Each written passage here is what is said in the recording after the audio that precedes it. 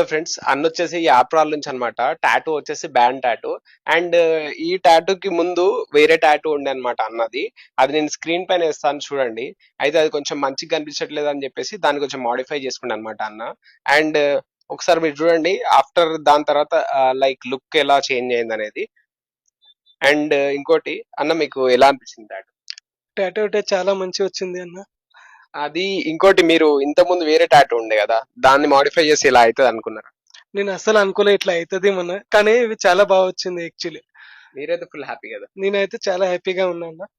And ఇంకోటి ఏంటంటే ఆ, ఈ టాటూ సేమ్ ఇదే టాటూ కాకుండా సేమ్ రిలేటెడ్ సేమ్ ఇదే టాటూ అన్న వాళ్ళ ఫ్రెండ్ కూడా చేయించుకుంటున్నాడు అనమాట. అది కుదిరితే రేపు కానీ ఎల్లుండి ఉంది.